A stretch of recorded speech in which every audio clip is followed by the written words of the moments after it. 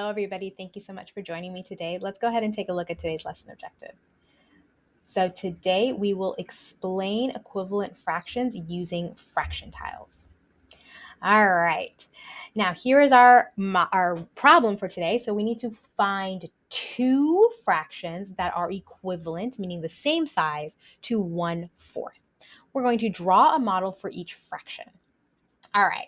Now, before we go ahead and draw a fraction or draw our models, let's go to our fraction tiles and see if we can find an equivalent fraction to 1/4 using our fraction tiles. Oop, and let me go ahead and undo all that.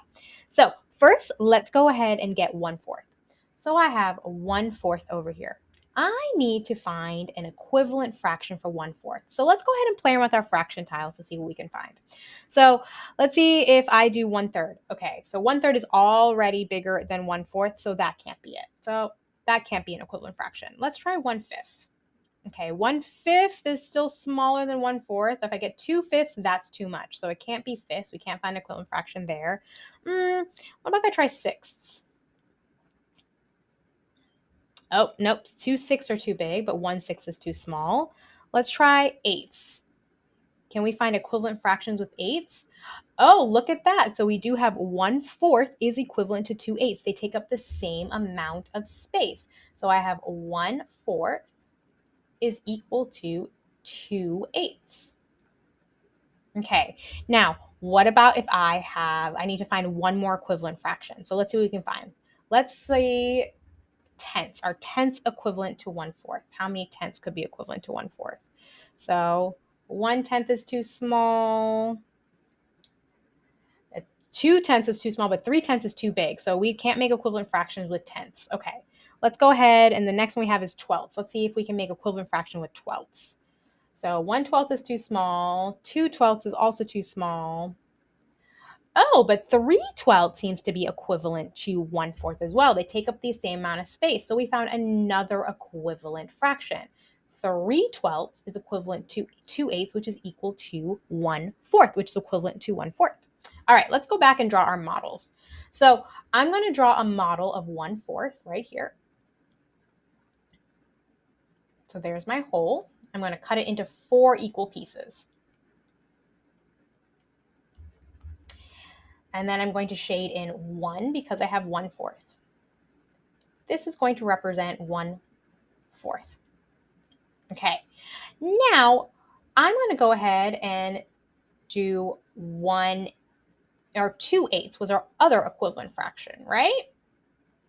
So I'm going to go ahead and make sure I draw my hole, and it has to be the same. It has to be the same size. Ooh, and that's too big. Let me redraw this. Right there.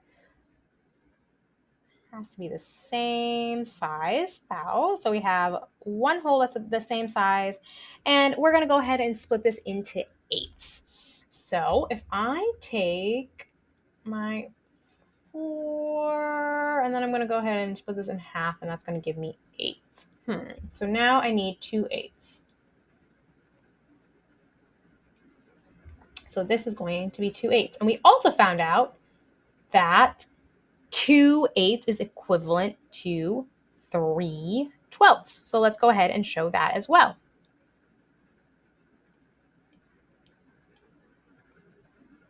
So I'm going to go ahead and cut this into 12 equal pieces.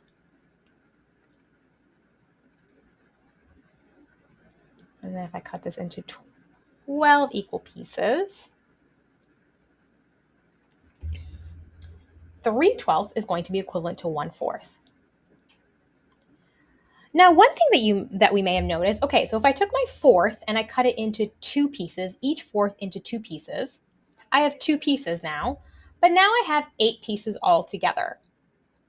I have 8 pieces total. So if I take my 1/4 and cut it into 2 pieces, I also need to cut my denominator into 2 pieces. So I had 4 pieces, now I have 8. So now I have 2/8. What about when I took my 4th and I cut it into 3 pieces to give me 12ths? So if I take my 1/4 and divide it into 3 equal pieces, that is going to give me 3, but now I cut all my 4ths into 3 equal pieces, so now I have 12 pieces all together. So we can have multiple equivalent fractions. If you would like to draw models, you can definitely use them. Or if you would prefer to use our fraction tiles, that is also an option as well.